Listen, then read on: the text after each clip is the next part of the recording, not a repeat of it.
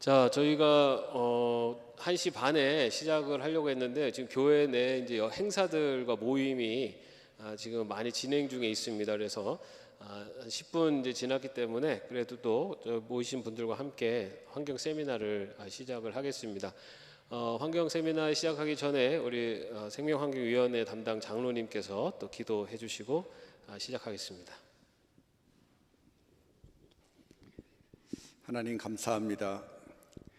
사순절 기간을 맞이해서 우리가 주님의 고난 묵상하고 또 주님께서 걸어온 길을 우리가 깨닫게 해주시니 감사합니다.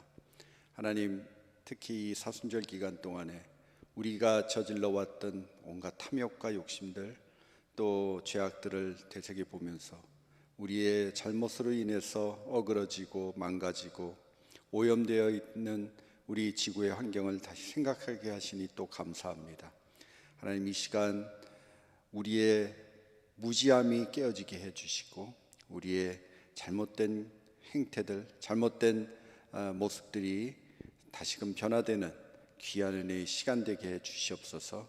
오늘 이 강연을 통해서 우리가 몰랐던 것들을 다시 깨닫게 해주시고 하나님의 뜻을 발견하게 해주시길 원합니다.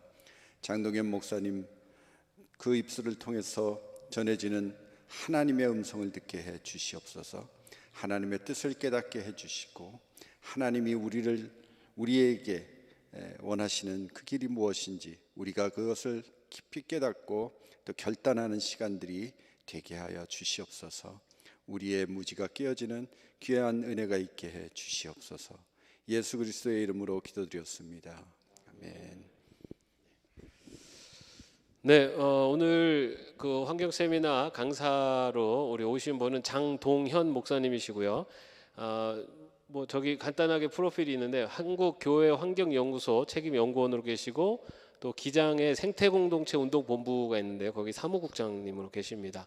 그래서 현재 기장 내에서 이 생태환경운동을 이렇게 주도적으로 이끌어 가시는 분이십니다. 우리 목사님 앞으로 나오실 때 우리 큰 박수로 환영하도록 하겠습니다. 네. 목사님 저 위에 올라가셔서 여기서 하실래요? 네네, 상관없습니다. 네. 그냥 네 하면 보면 네. 하나 더 위로 올라가셔서. 네네. 네, 안녕하세요. 오늘 탄소 중립하고 또 기후위기 그리고 교회의 응답에 대해서 같이 얘기 나눌 기장 생태본부의 장동현 사무국장입니다. 반갑습니다. 네. 오늘 오면서 보니까 우리 북한산 자락에도 이제 봄꽃이 활짝 폈습니다. 그래서 이렇게 생명이 움트는 좋은 시절에 또 저를 초대해 주셔서 굉장히 감사를 드립니다. 혹시 이 꽃이 어떤 꽃인지 아시는 분들 계신가요? 네. 역시 예담계 분들이 또 생태 감수성이 풍부하셔가지고 한 번에 알아보시는데요.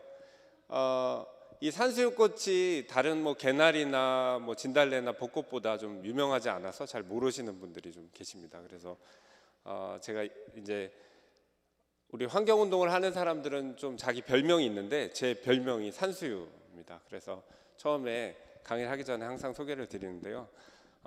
예전에 제가 우리 아이들이 이제 어린이집에 있을 때 저를 이제 산수유로 한번 소개를 했던 적이 있습니다. 그래서 얘들아 내 이름은 산수유야 이렇게 소개를 했는데 아이들도 이 산수유꽃이 어려웠나 봐요. 저를 그 나중에 탕수육으로 기억하는 친구들이 몇 명 있었습니다. 그래서 이렇게 물어보면 또 모르시는 분들도 더러 계신데 이 산수유꽃은 봄을 알리는 꽃입니다. 그래서 봄에 다른 어떤 봄꽃들보다 가장 먼저 꽃이 핍니다. 그래서 이 산수유꽃이 아름답고 봄을 알리는 꽃이기도 하지만 또 중요한 의미가 있는 꽃이어서 제 별칭으로 삼고 있습니다. 우리 기후변화, 지구가 뜨거워지고 있다는 건 다 아시는데 얼마나 뜨거워지고 있는지를 이제 그 산림청 연구원에서 계속 이 개화 시기, 꽃이 피는 시기를 모니터링을 하고 있습니다. 남산에 그 모니터링하는 장소가 있는데 거기서 산수유꽃이 얼마나 기후변화 지표식물이 얼마나 빨리 개화하는지를 매년 30년 동안 조사를 하고 있는데 놀랍게도 한 하루에서 이틀 정도씩 매년 개화 시기가 빨라지고 있다고 합니다. 그래서 이제 기후 변화가 얼마나 일어나고 있는지 사실 뭐 옐로우 카드라고 봐도 될 그런 꽃입니다. 그래서 이제 이 산수꽃을 보시면 지구가 뜨거워지고 있구나, 뭐 봄이 오는구나, 즐겁다 이런 생각을 하시기보다는 지구가 뜨거워지고 있구나, 우리가 우리 삶을 한 번 더 돌아봐야겠다 이런 마음을 한번 이렇게 가지시면 좋을 것 같습니다. 그리고 저를 뭐 장동현 목사로 기억해 주셔도 좋고, 또 산수로 기억해 주셔도 좋고, 탕수육으로 기억해 주셔도 나쁘지 않을 것 같습니다. 오늘 간단히 이제 기후위기의 현실을 좀 과학적인 데이터들이 많이 나와서 저희 연구소에서 좀 정리한 자료들, 그리고 최근에 이슈가 되는 자료들을 좀 설명을 드릴 거고요. 그리고 탄소 중립을 이루기 위해서, 탄소 중립이 뭔지, 그리고 탄소 중립을 이루기 위해서 한국 사회와 또 한국 교회가 어떻게 대응하고 있는지, 우리 기장교회들이 어떻게 대응하고 있는지 좀 말씀을 드리고요. 그리고 지금 탄소 금식 다 하고 계신 것 같은데, 이런 구체적인 어떤 녹색교회 실천들 어떤 것들이 있는지 좀 사례를 설명을 드리도록 하겠습니다. 네. 우선 요거는 생태본부 소개 영상인데 한번 잠깐 보시겠습니다.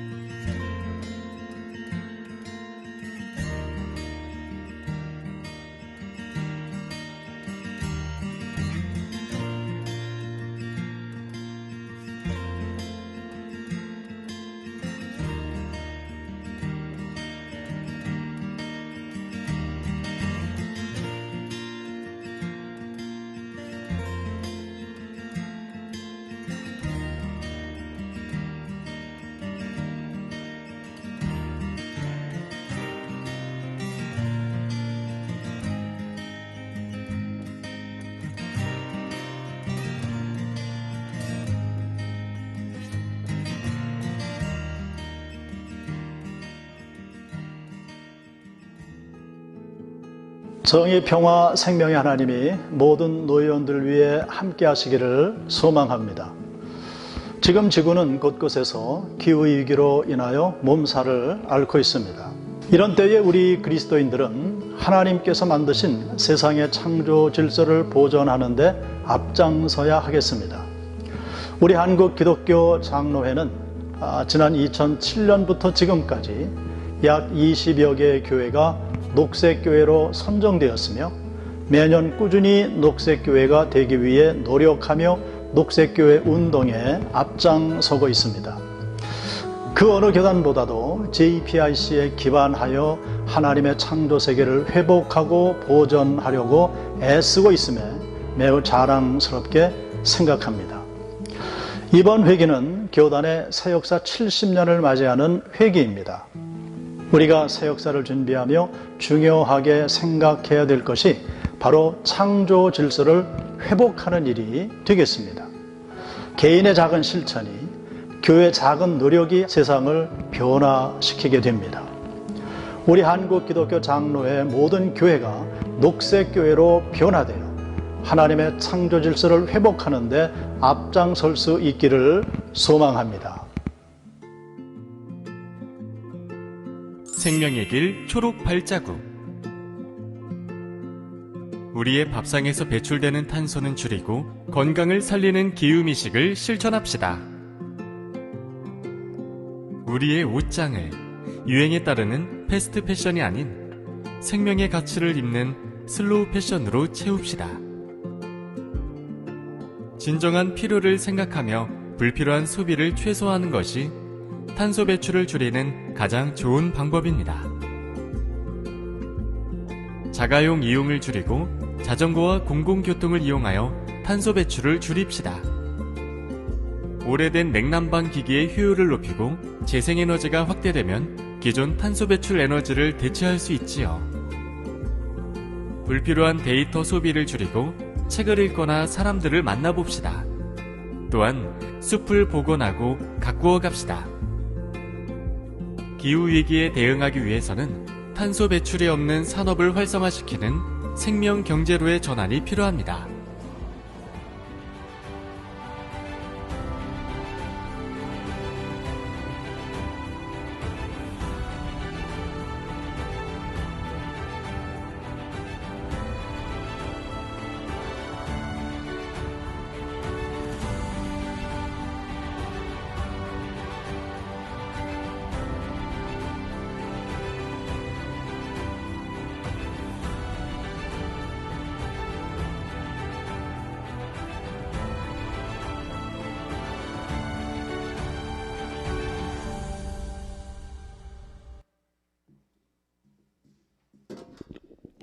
저희 이제 기장 생태본부의 소개 영상을 보셨고요.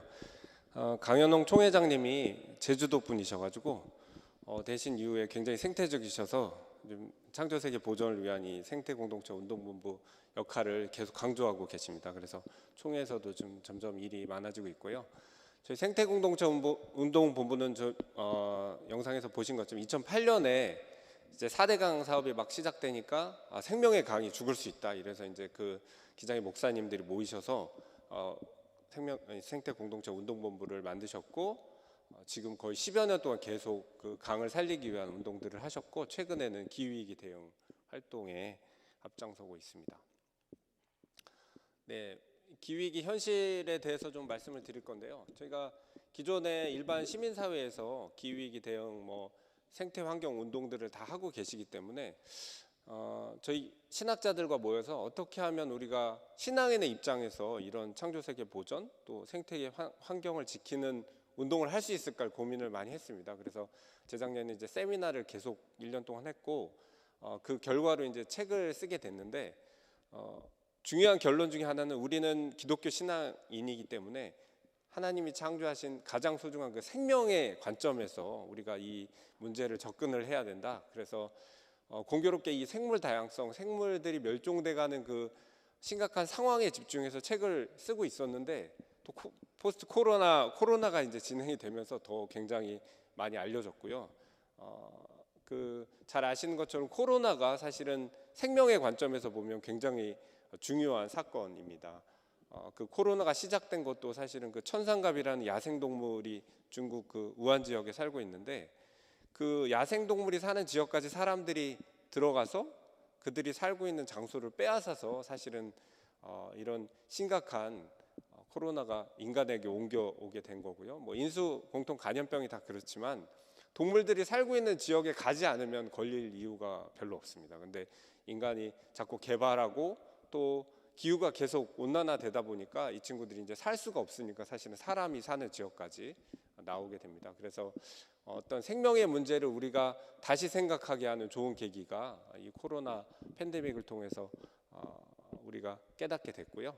그래서 이 책에서도 계속 고민하면서 신학자들과 또 생태학자들이 같이 좀 책을 썼는데 이제 기존에 돈만 생각하던 그런 경제적인 어떤 이런 관심들을 이제는 좀 문화적인 것 그리고 인류 보편적인 어떤 가치에 대한 걸로 좀 전환할 필요가 있다. 그리고 기존에 사람만 생각하던 인간만 생각하던 그런 사고를 이제는 좀 생명 중심에서 변화시킬 때가 되었다. 이런 결론을 맺게 됐습니다. 그리고 우리에게는 우리 기독교인들에게는 소중한 그 중세의 수도원 전통이 있기 때문에 이제는 좀 금욕하면서 욕망을 줄이고 절제하고 침묵하면서 자연과 더불어서 하나님의 목소리를 듣는 그런 수도원 전통을 다시 돌이킬 때가 되었다. 이런 신학자들의 결론이 있었습니다. 그래서 그것들을 모아서 책을 쓰게 됐고요.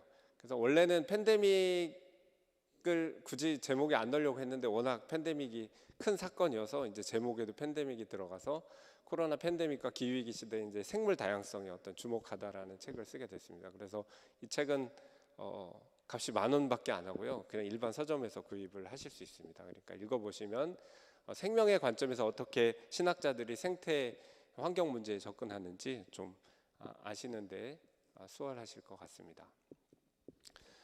이 생명의 문제는 우리 기독교인들만의 고민이 아니고 과학적인 사실로 지금 계속 그 문제가 대두되고 있습니다. 그래서 유엔 산하에 여러 가지 기구들이 있는데 가장 대표적인 기구 중에 하나가 생물 다양성 과학 기구라는 기구가 있습니다. 그래서 전 세계 수천 개의 논문을 데이터를 수집해서 수백 명의 과학자들이 자료를 한 5년에서 10년 단위로 정리하는데 2019년에 이 보고서가 발간이 됐습니다. 그래서 결과들을 보니까 요약하자면 지난 10,000년보다 동물의 멸종 속도가 생물의 멸종 속도가 10배에서 100배 정도 빠르게 진행이 되고 있고 100만 종이 넘는 생물들이 멸종 위기에 처해 있다. 이 생물이 멸종하는 건 결국 살 수 있는 서식 공간이 없어지는 거죠. 그래서 그 원인이 사람들의 산업 활동과 이런 인간의 활동 때문이다. 이런 결론을 맺게 됐습니다. 생물 다양성이 결국은 생물들이 줄어든다는 건 생물이 이제 종류가 줄어든다는 얘기고요. 그래서 지금 야생 포유류 생물량이 한 80% 가까이 산업화 이후에 사라졌고 자연 생태계 면적 또한 절반 정도가 지금 없어진, 동물들이 살 수 있는 공간이 절반 정도 없어진 상태입니다. 그리고 가장 심각한 게 곤충들이 사라지고 있다고 합니다. 잘 아시는 것처럼 꿀벌이 없어져서 굉장히 문제가 된다는 얘기를 들어보셨을 거예요, 뉴스에서. 아인슈타인도 얘기했지만 꿀벌이 사라지면 3년 안에 인류가 멸망한다는 그런 명언이 있습니다. 실제로 이 꿀벌들이 곡식을 열매 맺게 하기 때문에 꿀벌이 사라지거나 곤충이 사라지면 이제 실제적으로 식량에 어떤 큰 위기가 오기 때문에 이 곤충들이 지금 8배나 빨리 감소하고 있다는 이런 연구 결과들은 사실 굉장한 충격을 주고 있습니다. 그래서 질문을 한번 드려보겠습니다. 지구의 생물량을 100으로 하면 가장 많은 생물량, 우리 같은 포유류들을 포함해서요, 포유류를 중심으로 하면 가장 많은 생물량을 차지하는 동물이 어떤 동물일까요? 개미. 네, 개미는 이제 너무 작으니까, 곤충이니까 이제 포유류로 좀 큰 동물들로 하면 가장 많은 동물들은 어떤 동물일까요? 사람을 포함해서, 인간을 포함해서.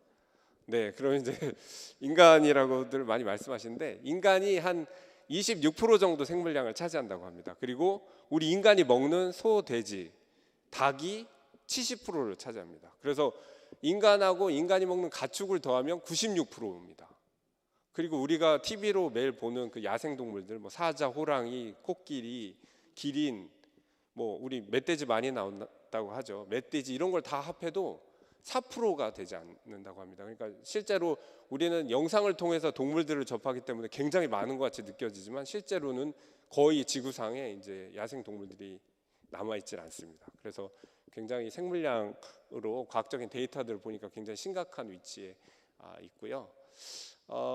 그래서 이제 학자들은 코로나가 굉장한 충격을 주었고 이후에는 이제 경제적인 위기가 올 거다 이렇게 경고를 3년 전에 했습니다. 근데 실제로 지금 저희가 고금리에 지금 뭐 실리콘밸리 은행도 망하고 지금 은행이 언제 도산할지 모르는 그런 공포 속에 경제적 위기를 이제 맞고 있는데요.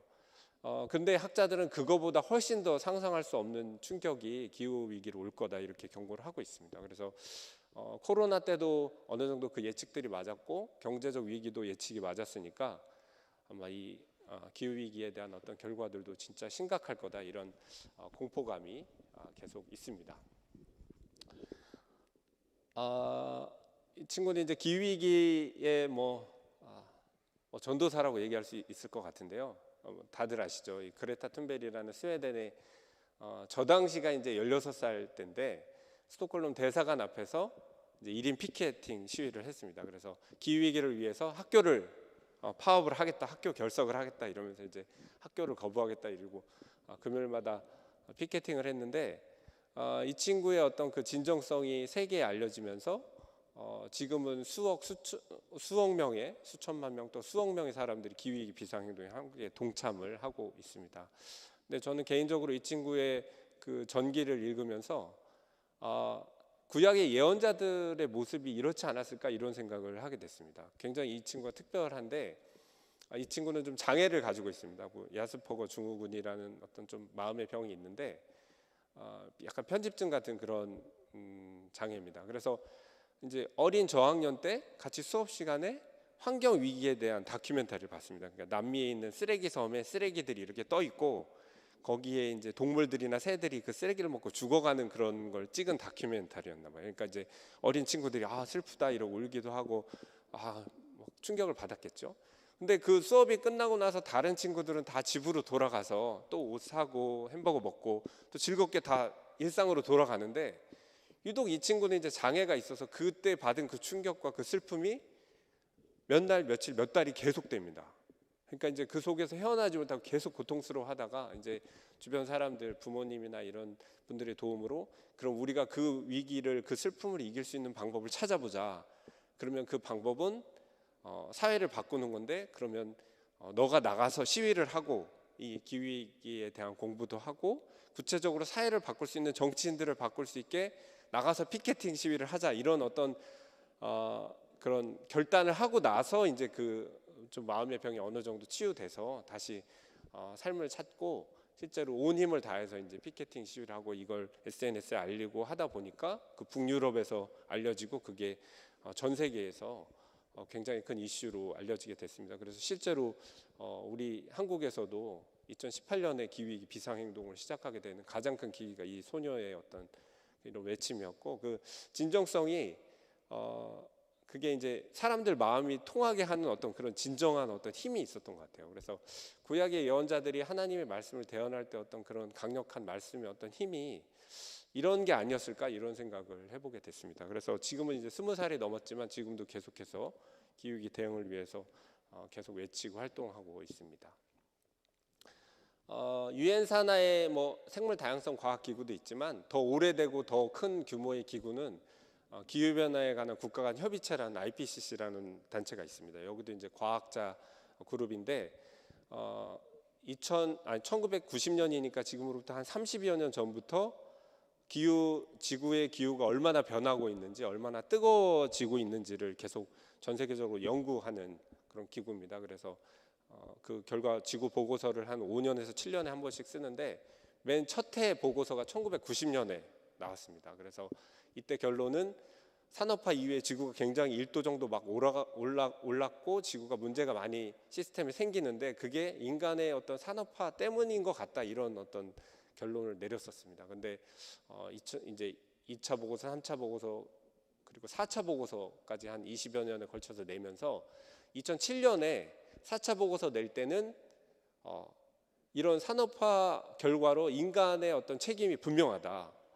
이렇게 거의 결론을 내리게 됩니다. 그래서 그때 노벨 평화상을 IPCC가 받았습니다. 그리고 이제 5차 보고서 파리 기후 협약을 맺는 190여 개국 되는 국가들이 협약을 맺게 되는데 그 가장 큰 과학적인 기초가 5차 보고서가 되고, 2018년에는 송도에서도 총회가 있었습니다. 그래서 1.5도씨 특별 보고서라는 보고서를 써서 1.5도씨가 넘는 걸 막아야 된다, 이런 보고서를 송도에서 발표를 했었습니다. 그리고 재작년, 작년, 올해 지난주까지 해서 6차 보고서, 최종 보고서가 나왔습니다. 이게 이제 한 30여 년 연구 기간까지 한 40여 년 동안 연구한 결과고, 거의 뭐 영문 페이지로 막 수천 페이지씩 돼서 저희도 막 볼 수가 없는데, 그 결과들이 나와서 그것들을 이제 지금 최근에 생태 환경에 대한 어떤 팩트로 받아들이고 있습니다.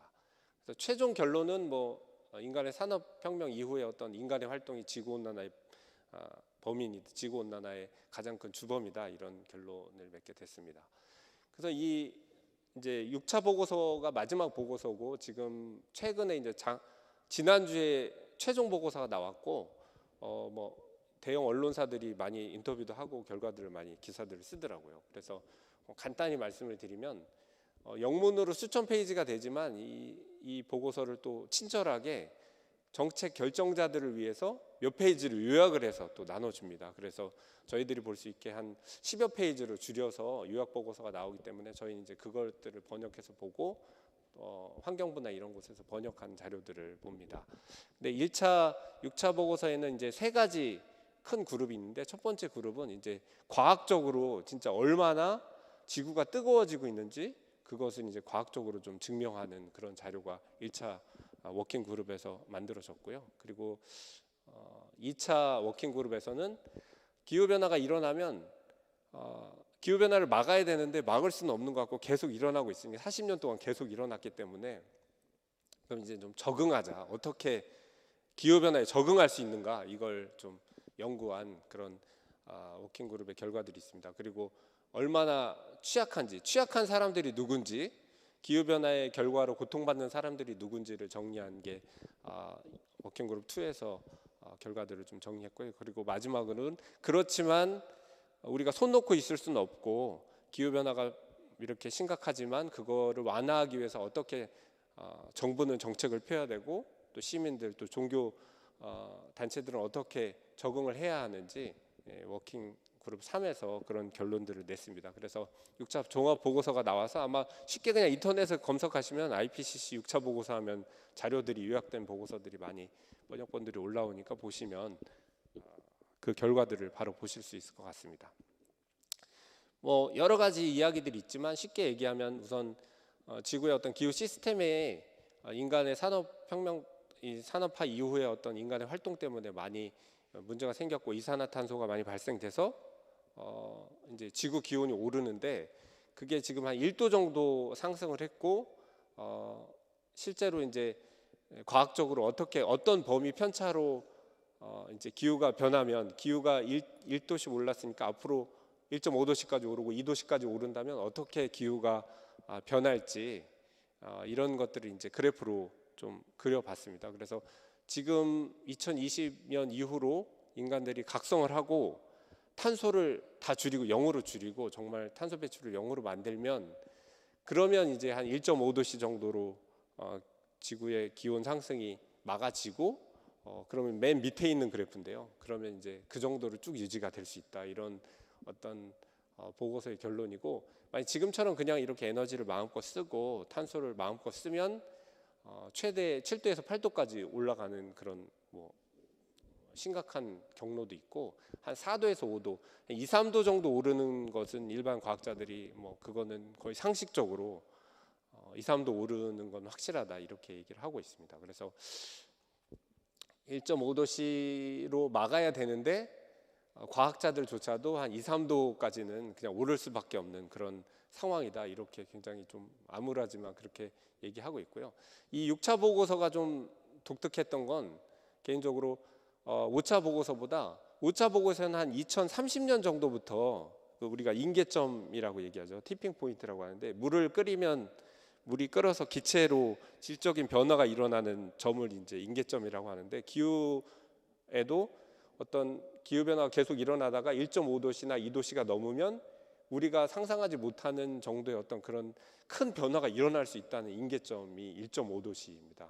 근데 이게 사실은 2030년 정도다 해서 좀 그래도 먼 미래라고 생각을 했었는데 이번 보고서에서는 벌써 2021년부터 시작이 됐다. 임계점이 시작이 됐고 우리가 그 임계점 안에 살고 있다. 그래서 지금은 어떠한 환경적인 이상한 일이 일어나도 이제 이상하지 않은 세상에 살고 있습니다. 그래서 뭐 3주 전에 주일 낮 온도가 25도까지 올라서 아마 깜짝 놀라셨던 적이 있을 건데 이제는 예전에 경험해 보지 못한 그런 환경의 어떤 위기들이 일어날 수 있습니다. 그리고 이번 보고서에 독특했던 것 중에 하나는 또 저희가 잘 온실가스를 잘 줄이면 2100년 저희 아이들이 할아버지가 될 때더라고요. 큰애가 아빠 나는 22세기에서도 살 수 있어 이러면서 얘기하는데 뭐 얘기를 들어보니까 그 친구가 한 90살 정도면은 22세기더라고요. 그때 되면 다시 온도가 1.4도로 다시 하락할 수 있다 이런 연구 결과들이 있습니다. 그래서 지금 저희의 어떤 활동이 중요하긴 하겠다 이런 생각을 했고요.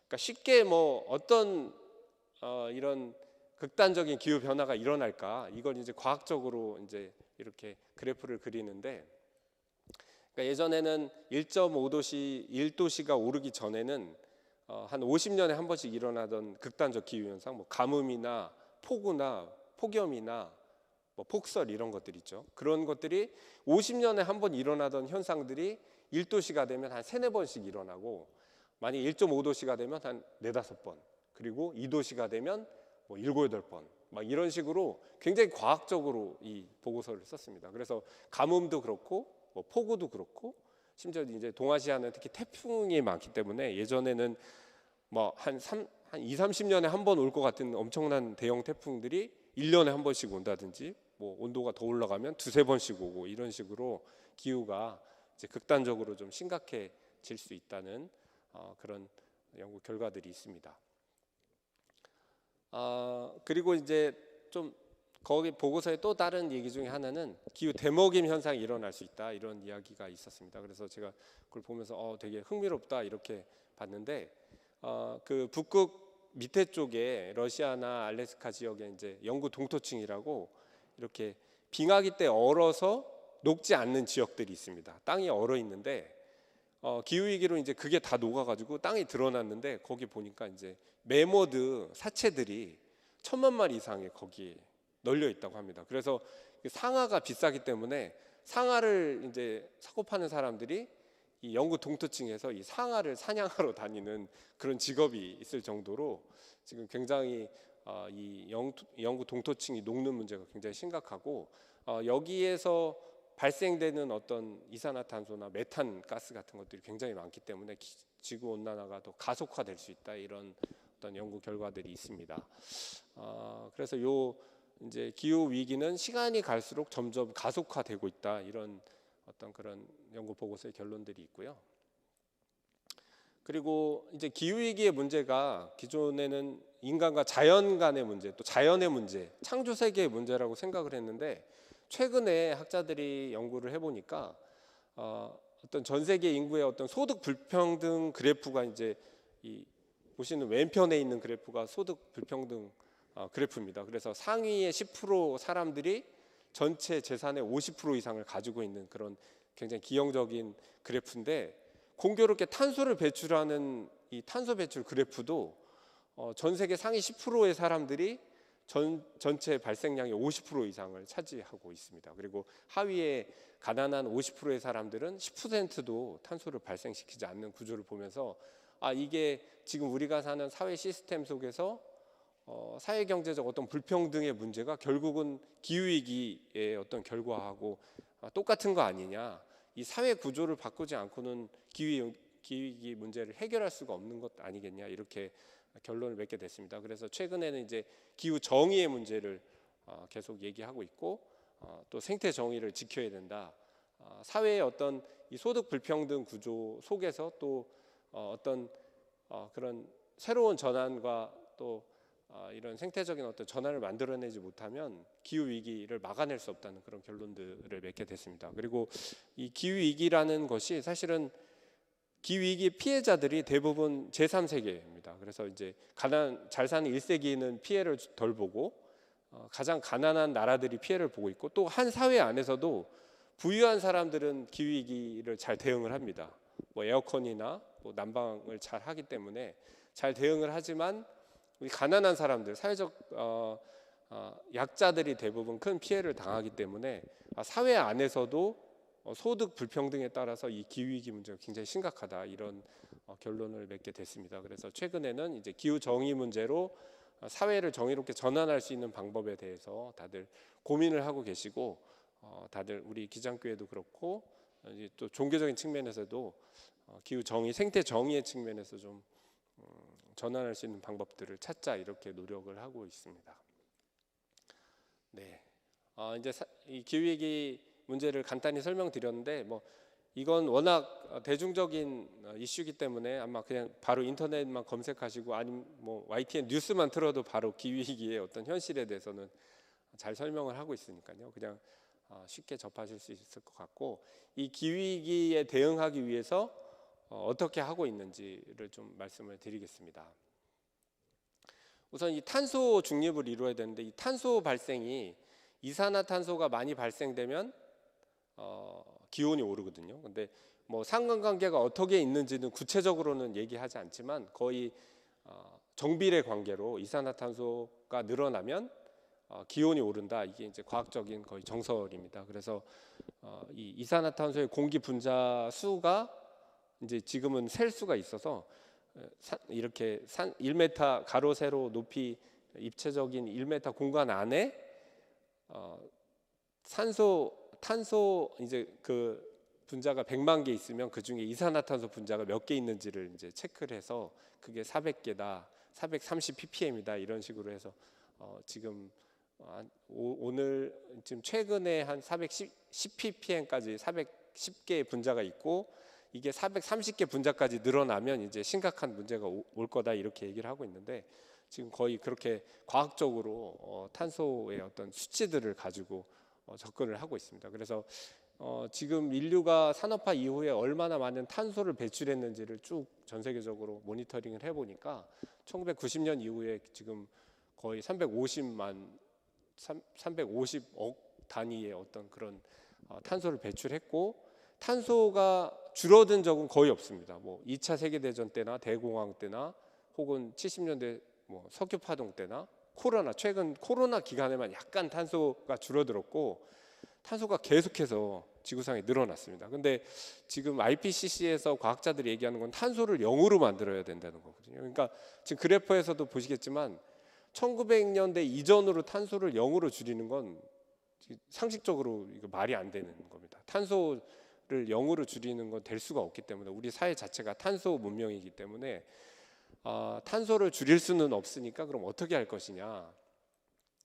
이게 그래프가 저렇게 확 떨어져야 되거든요. 근데 저게 현실적으로 말이 안 되기 때문에 그러면 탄소를 줄일 수 없으면 최대한 줄이고 탄소를 흡수할 수 있는 흡수원들을 더 만들어서 플러스 마이너스에서 0이 되게 하자. 이게 탄소 중립의 어떤 정책이고 전 세계적으로 국가 온실가스 감축 계획을 세워서 최대한 탄소를 줄이는데 탄소를 못 줄인다고 하면 그 못 줄인 만큼 숲을 만들어서 탄소를 흡수할 수 있게 하거나 혹은 탄소 포집, 지금 정부가 굉장히 좋아하는데 탄소 포집 기술을 빨리 개발을 해서 탄소를 붙잡자. 그렇게 해서 탄소 배출을 0으로 만들자. 이게 이제 탄소 중립입니다. 그래서 이제 각 국가마다 온실가스 감축 목표에 따라서 그 탄소 중립을 이루려고 노력하고 있고, 우리나라는 국가 온실가스 감축 목표가 2030년까지 2018년 대비 2018년 비율로 해서 50% 정도 줄이겠다, 이런 목표를 가지고 있습니다. 그래서 지금 열심히 진행을 하고 있고, 예전 문재인 전 대통령 있을 때 탄소 중립 선언을 했습니다. 그리고 모든 지자체들 220여 개 되는 지자체들과 광역단체들도 다 탄소 중립을 선언했고요. 2050년까지 모든 지자체도 탄소를 0으로 만들겠다, 이런 선언을 다 했습니다. 그리고 관련된 법안도 통과됐고, 탄소 중립 녹색 성장 이제 기본법도 작년 초에 이제 시행이 됐습니다. 근데 이제 최근에 정부가 들어섰는데 최근 정부는 이제 핵발전을 우선 굉장히 강조를 하고 있고, 탄소 중립을 이루는데 이 핵발전을 통해서 하겠다, 이렇게 얘기를 해서 이제 시민사회나 기존의 어떤 이런 그룹들하고 종교 단체들하고 좀 갈등이 있고, 이 신재생 에너지 비율을 10%를 줄였어요. 그래서 지금 더 늘려도 모자란데 이 신재생 에너지 비율을 10% 줄이고 기존의 화석연료, 석유, 석탄, 가스의 비율도 뭐 조금 늘리는 형태로 에너지 정책을 펴서 굉장히 많은 비판을 받고 있습니다. 그래서 계속 갈등은 계속될 것 같고요. 한국 교회도 이렇게 사회가 탄소 중립을 이루기 위해서 정책들을 펴고 있으니까 우리 20여 개 교단들이 모여서 그럼 우리도 한국 교회도 2050년까지 탄소 중립을 이루겠다 하고 탄소 중립 선포식을 가졌습니다. 이게 재작년에 탄소 중립 선포식을 했고요. 그리고 관련된 뭐 탄소 중립 매뉴얼도 만들고 뭐 실천 캠페인들도 같이 진행을 하고 있습니다. 아까 영상에서 보신 그 생명의 길 초록 발자국이라는 캠페인은 예장 통합, 그리고 감리교, 기장, 성공회, 이런 큰 교단들이 함께 실천하기 위해서 만든 캠페인이고요. 다 각 교단별로, 노예별로, 또 교회별로 실천을 하고 있습니다. 그리고 작년 총회에서 탄소 중립 로드맵이 채택이 돼서 우리 기장교회도 탄소 중립 로드맵을 만들어서 어떻게 30년까지 탄소를 줄여가고 또 어떻게 2050년까지 교회가 이 기후위기에 대응할 것인가, 이런 로드맵을 같이 만들었고, 기장교단은 이제 작년에 채택을 했습니다.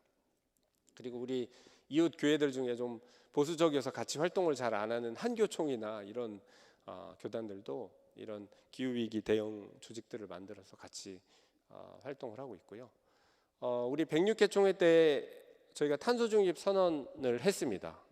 이때 김은경 총회장님이 여성 총회장님이어서 굉장히 한국 교회사에 있어서 의미 있는 그런 총회장님이셨는데, 역시 여성이시기 때문에 더 생태 감수성이 있으셔서 적극적으로 우리가 탄소 중립을 선언해야 된다 해서 같이 탄소 중립 선언을 하셨고요. 그래서 창조세계 청지기로서 우리가 소명을 지켜내자, 우리 기장교단이 이런 선언을 먼저 했습니다. 그리고 107회 총회에서 탄소 중립 로드맵에 대한 헌의안을 채택을 하고, 그리고 이제 교육하자. 지금 교회 교육도 그런 일환이라고 생각하는데, 모든 노예의 생태 교육을 하고, 또 신도부, 또 남신도, 여신도회, 그리고 한신대학, 대학원, 뭐 목사 수련생 훈련 과정 집중 교육에 꼭 생태 교육을 넣어서 이런 창조 세계를 보존하는 일이 목회의 가장 큰 일이 될 수 있도록 같이 교육에 힘쓰자, 이런 헌의안을 통과해 주셨습니다. 그래서 지금 계속 이런 교육들이 진행이 되고 있고요. 그리고 아까 설명드린 그 생명의 길 초록 발자국이 이제 탄소 중립 캠페인인데 우리 기장 교단이 맨 처음에 기독교 환경운동연대와 같이 협약식을 맺고 같이 실천을 하고 있습니다. 그래서 실천 캠페인이나 영상 같은 것들을 계속 공유하고요. 뭐 어려운 것들이 아니고 간단하게 교회에서 실천할 수 있는 것들을 계속 진행을 하고 있습니다. 그리고 우리 신앙인들은 우리가 뭐 여러 가지 할 수 있겠지만 가장 잘 하는 게 기도하고 예배드리는 거잖아요. 그러니까 우리가 환경주의를 제대로 지키자. 그래서 6월 첫 주가 환경주일입니다. 그래서 그 환경의 날 즈음에 첫 번째 주일을 환경주일로 지키는데 그때 환경주의를 같이 드리도록 노력하고 그때 이제 아까 나왔던 그 녹색교회들을 추천을 받아서 녹색교회 시상을 합니다. 그래서 지금 기장교회는 한 20여 개 교회가 녹색교회로 선정이 됐고 한국교회를 통틀어서는 한 100여 개, 106개 교회가 녹색교회로 선정이 됐습니다. 근데 올해도 지금 5월 25일 날 환경주의 연합예배가 있는데 그때 우리 기장교회들이 한 5개 정도가 녹색교회로 지금 시상을 하려고 신청서를 내주셨고 지금 그걸 평가하는 기간에 있습니다. 그래서 이제 환경주의를 같이 지키면서 창조 세계를 회복하기 위해서 마음을 모으고 기도하는 것이 우리 교회에서 할 수 있는 가장 기본이 되는 생태 운동이다. 이런 어떤 그런 믿음이 있고요. 그리고 9월 셋째 주는 아까 그레타 툰베리 말씀을 드렸지만 기후 행동의 날이 있습니다. 그래서 전 세계 사람들이 시민들이 기후 행동을 위해서 정부가 활동을 하고는 있지만 너무 더디다. 좀 더 기후 비상을 선포하고 좀 급진적으로 대응하라 이렇게 시민들이 기후 비상 행동으로 거리에서 이제 이런 뭐 피켓팅을 하고 또 활동을 하는 날입니다. 그래서 그 기후 비상 행동의 날 즈음에 기후 정의 주일을 저희가 만들어서 NCC하고 같이 기후 정의 행동 주일로 지키고 있습니다. 그래서 이런 예배들은 교회에서 같이 목사님들과 준비해서 같이 예배를 드리시면 좋을 것 같습니다. 그리고 우리 기장교단은 창조절이 저희가 가을에 있습니다. 근데 다른 교단들 중에는 창조절이 없어서 이걸 그냥 세계 이제 창조절 예식서가 나오는데 그거에 맞춰서 예배들을 드리고 있습니다. 우리는 창조절이 넉넉히 있기 때문에 항상 창조 세계를 위해서 예배도 많이 드리고 하는데 이 뭐 카톨릭이나 로마 정교회나 이런 뭐 영국 성공회나 이런 큰 세계 교회들하고 함께 세계 교회 협의회가 함께 이제 창조절 예식서를 만들고 있습니다. 그래서 번역도 천주교하고 우리 개신교가 같이 번역을 해서 배포를 합니다. 그래서 이 창조절 예식서를 작년 총회 때 저녁 기도회를 했었는데 우리 기장 총회 그 107회 총회 때 기도회 때 창조절 예식서로 한번 예배도 드렸었습니다. 그래서 이런 예배서나 기도서들을 이용해서 창조 세계의 어떤 그런 예배를 드리는 것도 꼭 필요할 것 같습니다. 그리고 교회의 문제는 항상 목회자들의 문제죠. 그래서 저희가 생태 목회자 대회를 항상 열고 한 20-30여 명 되는 목회자들을 모아서 같이 생태 프로그램들을 합니다. 그래서 코로나 기간에 좀 뜸하다가 작년에 전남 장흥에 모여서 같이 직접 목사님들이 음식을 만들어서 먹고 그렇게 3박 4일 동안 지내면서 그 기후위기 대응하는 그런 시골에서 마을 운동을 하시는 분들한테 가서 배우고 또 그런 생명 농업을 하시는 분들한테 그런 정신들도 배우고 같이 기후위기를 대응할 수 있는 어떤 목회자들의 그런 감수성을 만들어보자 이런 운동들을 하고 있습니다. 그래서 이런 생태 목회자 대회가 올해도 있을 것 같은데요. 그때 목사님이 오셔도 좋을 것 같습니다. 그래서 같이 이런 운동들을 더 크게 만들어가면 좋을 것 같고요. 기장 기후 포럼은 계속 진행이 되고 있습니다. 그래서 올해는 이제 새역사 70주년 순례 기도회를 기장 총회에서 하고 있는데 3월에 제주도에서 했고 3월에 제주도에서 했고 4월에 초에 이제 이주 노동자들이 함께 예배를 드리고 그리고 4월 말에 저희 생태본부와 또 대전에 있는 충청 대전노회, 충남노회, 뭐 대전 광역노회 이렇게 같이 모여서 생태 이런 그 70주년 순례 기도회를 갖고 주제를 이제 생태 주제로 합니다. 그리고 기후 포럼을 열어서 어떻게 기장 교단이 2030년까지 탄소 중립 50%를 달성할 수 있을지 그 구체적인 로드맵을 몇 년 안 남았으니까 좀 짜보자 이런 어떤 기후 포럼을 갖습니다. 그리고 구체적으로 지금 실천하고 있는 녹색교회들의 사례를 좀 발표하는 그런 시간을 가지려고 준비를 하고 있고요. 기후 포럼이 계속 진행되고 있습니다. 작년에 이제 세계교회 이 11차 총회가 있었는데, 이 세계교회 협의회 총회 때도 이 기후 문제를 가장 큰 주제로 만들기 위해서 기장교단에서 기후 포럼을 계속해서 그 주제들을 가지고 칼스루에 가서 이제 세계 교회들이 좀 이런 기후의 심각성을 같이 공유할 수 있도록 노력을 했었고요. 세계 교회에서도 가장 큰 주제가 지금 기후 위기 문제입니다. 그리고 지금 다 실천 잘 하고 계신데, 탄소 금식을 기장교단이 올해부터는, 원래는 기독교 교육센터 살림에서 진행을 했었고 기독교 환경운동연대에서 하던 거를 이제 교단 좀에 맞게 해보자 해서 올해부터 기장교단이 사순절 금식을 하고 있고요. 보니까는 우리 예담교회에서 유치부하고 어린이부용 이걸 만들어 주셨어요. 그래서 저희가 미처 아이들 교육까지는 탄소 금식을 생각을 못했었는데, 예담교회에서 만들어 주셔서 이걸 기장 홈페이지에 올려서 다른 기장교회들이 쓸 수 있도록 저희가 홍보를 했었습니다. 그래서 이 자리를 빌어서 한 번 더 감사를 드리고요. 그리고 사순절이 끝나면 또 바로 부활절 맞고 또 바로 일상으로 돌아가실 것 같아서 저희가 52주 동안, 1년 동안 계속 실천할 수 있는 52주 행동 캠페인을 또 하고 있습니다. 그래서 52주 동안 매주 어떤 걸 실천할지를 벌써 다 계획을 해서 작년부터 배포를 하고 있고, 올해도 기장총회를 통해서 계속 매주 실천거리들을 나누고 있습니다. 그러니까 탄소 금식이 끝나더라도 마음을 놓지 마시고 이제 매주 실천거리를 보시면서, 기도문도 있으니까 기도하면서 같이 실천을 하실 수 있도록 지금 안내를 하고 있습니다. 네, 그래서 간단히 사례를 좀 말씀드리고 마치도록 하겠습니다. 네, 이 캠페인이 이제 저희가 의식주, 교통, 에너지, 문화, 경제, 이런 어떤 가장 인간 삶의, 우리 삶의 소중한 것들을 어떻게 이제 전환해야 될지를 구체적인 캠페인으로 쉽게 개인과 또 교회와 지역 사회가 어떻게 실천해야 될지를 좀 정리를 했습니다. 그래서 여러 가지 7가지 실천이 있는데, 그중에 첫 번째가 기후 미식입니다. 이제 우리가 먹는, 아까도 말씀드렸지만 그 육식이 굉장히 큰 문제가 되고 있습니다. 70% 생물량의 70% 이상을 키우기 위해서 굉장히 그 생물들의 어떤 생물권이 있는데, 그 생물들을 굉장히 물건처럼 대하고 굉장히 가둬놓고 그들의 삶을 저희가 생명을 함부로 빼앗고 있는 거죠. 그래서 그거에 대해서 좀 반성하면서 이런 기후 미식을 운동을 하고 있습니다. 저희 아이들이 이제 학교에 다니는데 거기 이제 닭을 키우거든요. 병아리 때부터 부화시켜서 지금 한 3년째 살고 있는데, 닭의 평균 수명이 어느 정도인지 아시나요? 닭을 그냥 자연 상태에 풀어놓으면 20년 가까이 삽니다.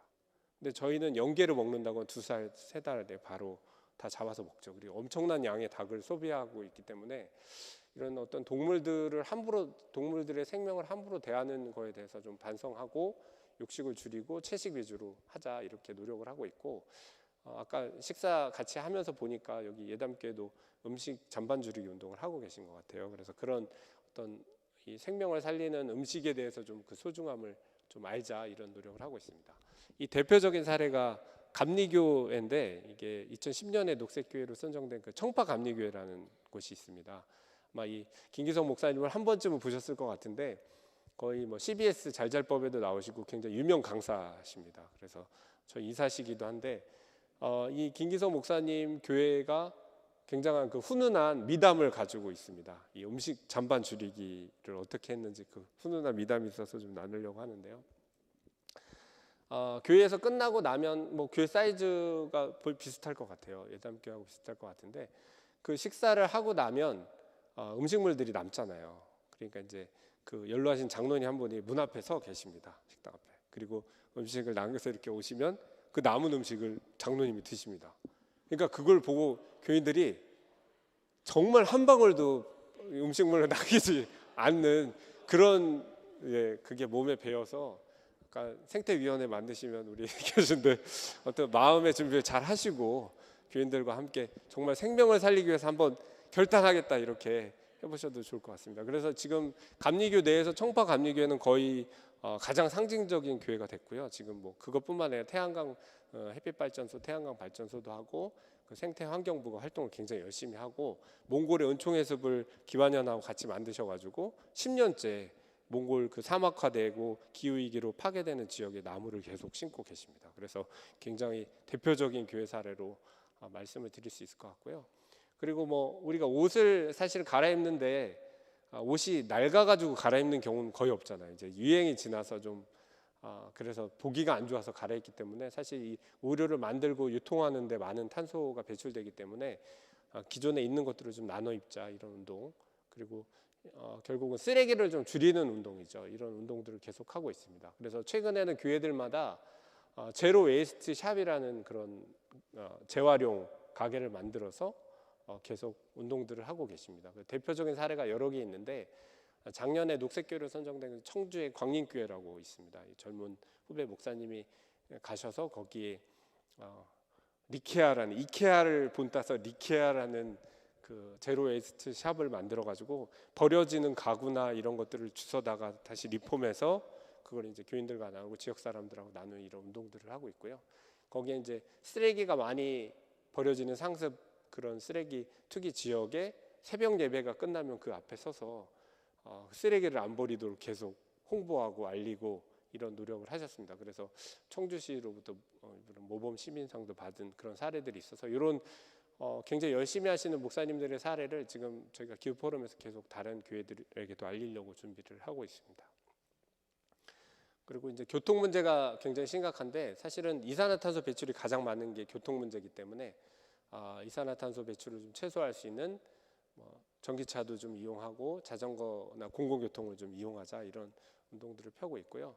그 이제 이 교통 문제의 가장 핵심이 되는 이런 자동차 산업이 밀집되는 울산에 그 한기양 목사님이 30년 전부터 벌써 이런 환경 운동을 계속 하셨어요. 그래서 저희 기장교회이기도 한데 계속 활동을 하시면서 지금 그 태화강 안에 그 태화강 옆에 그 이제 공단에서 나오는 오염물질로 굉장히 오염이 됐던 지역을 계속 숲살리기 운동을 하셔가지고 지역에서 굉장히 성공한 사례로 많이 알려지고 있습니다. 그래서 저희도 계속 한기양 목사님 소개를 해드리고 있고요.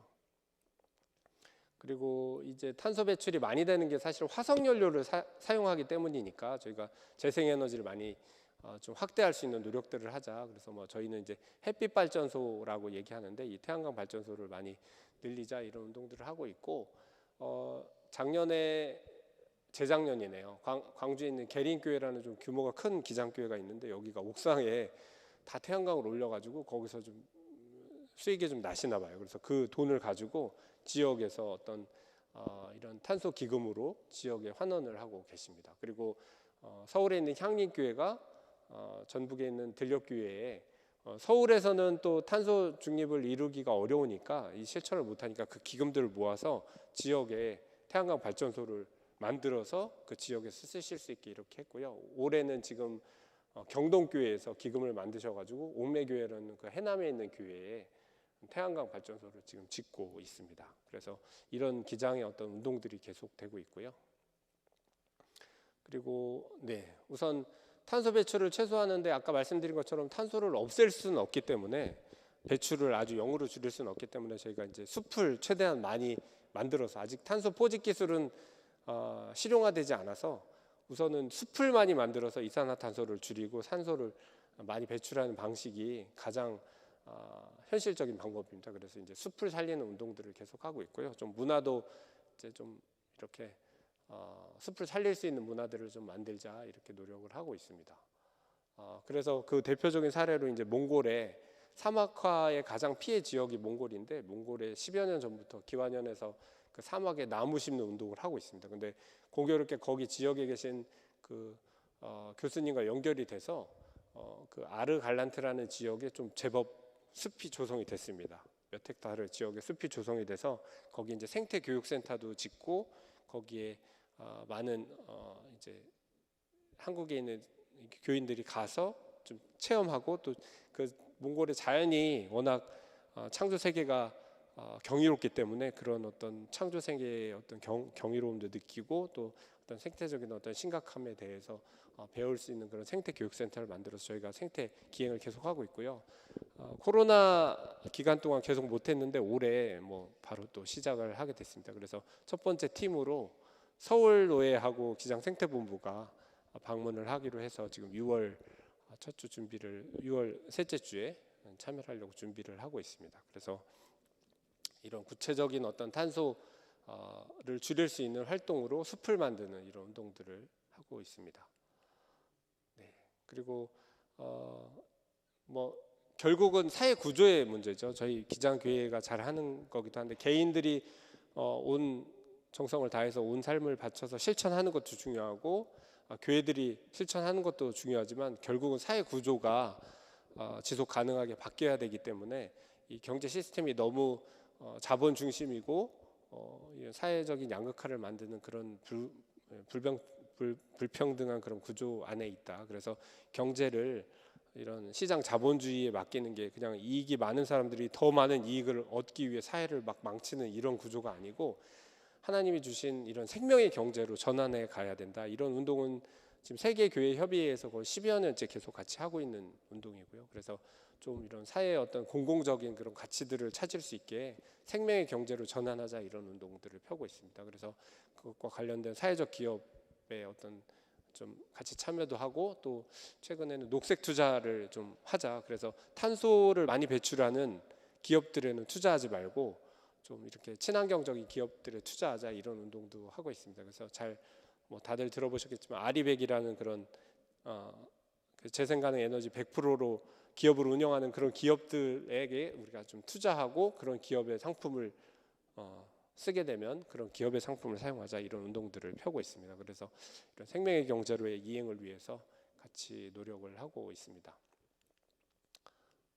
네, 이제 거의 1시간 정도 한 것 같은데 제가 이제 기장에 와서 한신대에서 공부하고 기장의 교인이 되면서 기장에서 가장 은혜를 받았던 말씀 중에 하나인 것 같아요. 그래서 제가 저희 이제 공부했던 선생님이 가르쳐 주신 거기도 한데 하나님이 생명을 기르는 방식이 우리가 신앙을 교육하는 방식이다 이런 가르침 속에서 그 잠언의 19장에 있는 말씀을 항상 강조를 하셨습니다. 그래서 그의 은혜는 하나님의 은혜는 풀이에 내리는 이슬과 같다 이렇게 말씀을 하셨는데 공부를 하다 보니까 이게 동양 철학에 있는 말씀이고 하나님의 생명을 키우는 건 새벽에 이슬을 내리시는데 그 이슬이 내리는 게 언제 내린지 모르게 또 요란하게 뭐 폭우가 내리는 게 아니고 조용히 이슬이 내리는데 시간이 지나고 나면 그 생물들이 자라고 거기서 열매를 맺어서 다른 생명들이 자랄 수 있게 그렇게 생명을 길러내고 키워내는 게 신앙의 교육이다 이런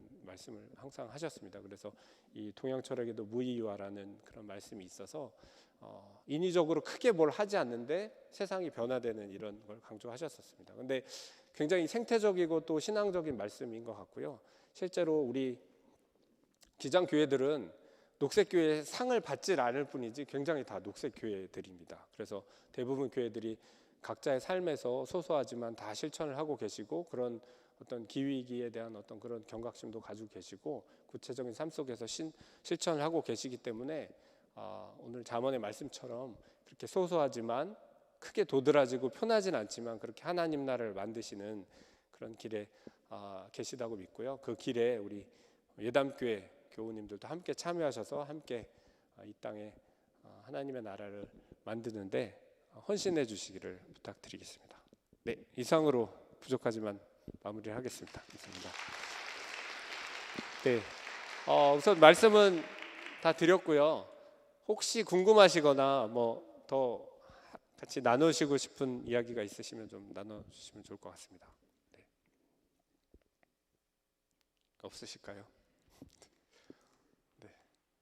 네, 잠반 꼭 남기지 않도록 잘 해주셨으면 좋겠습니다.